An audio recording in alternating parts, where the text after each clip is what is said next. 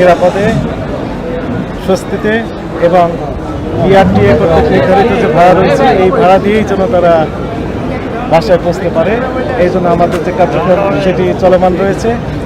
আমাদের কাছে দূরপাল্লার যে বাসগুলো ব্যাপারে যে অভিযোগ প্রতি বছর বেশি আসে, সেই অভিযোগ তো এবারে আমাদের আসলে নেই বললেই চলে, কিন্তু লোকালি যে বাসগুলো রয়েছে সেই সম্পর্কে দু একটি অভিযোগ আমাদের কাছে রয়েছে এবং সেগুলো আমরা একটু দেখলাম। যেমন ঢাকা থেকে মানিকগঞ্জের যে বাস শুকতারা এবং আরেকটি দেখলাম সেলফি, তাদের বিরুদ্ধে কিছু কিছু অভিযোগ ছিল, সেটি আমরা সরেজমিনে তদন্ত করে দুইটি পরিবহনকে আইনের আওতায় নিয়ে আসা হয়েছে।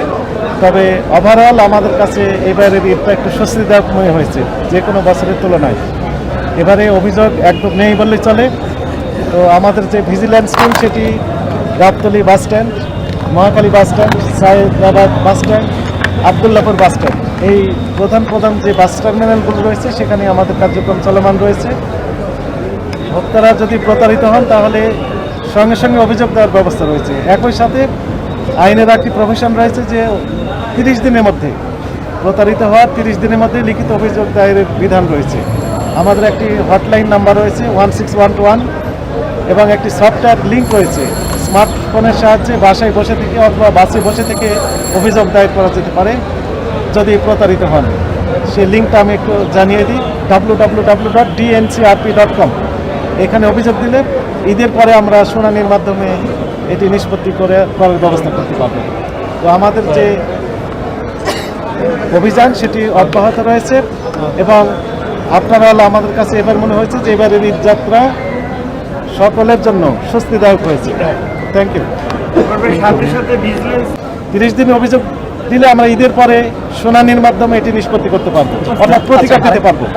অনলাইন টিকিটে আপনাদের কিরকম নজরদারি রয়েছে? অনলাইনে যেগুলো দেখা যাচ্ছে টিকিট পাওয়া যাচ্ছে না, পাইলেও সেটা বেশি টাকা দিয়ে কাটতে হচ্ছে, আমার নিজেকেও বেশি টাকা দিয়ে কাটতে হয়েছে।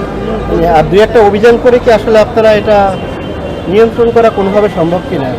আসলে বিষয়টা এরকম যে সরাসরি তো আমরা ভিজিল্যান্স রয়েছি, এখানে প্রতিকার আমরা দিচ্ছি, কিন্তু একই সাথে যদি কোনো পরিবহন বিআরটিএ কর্তৃক নির্ধারিত ভাড়া চেয়ে অতিরিক্ত ভাড়া দাবি করে থাকে এটি অপরাধ। তো টিকিট যেহেতু দিচ্ছে আপনি যেমনটি বললেন, সেক্ষেত্রে এটি একটি এভিডেন্স যে বেশি নিয়েছে, তাহলে www.dncrp.com এই সফটওয়্যারে ক্লিক দিলেই দেখবেন যে অভিযোগ ফর্ম চলে আসছে। এখানে লিখিত অভিযোগ দিলে ঈদের পরে আমরা শুনানির মাধ্যমে নিষ্পত্তি করতে পারবো। তবে আমার কাছে মনে হয়েছে বা আমাদের কাছে মনে হয়েছে এবারের অভিযোগ সেই রকম পর্যায়ে নেই।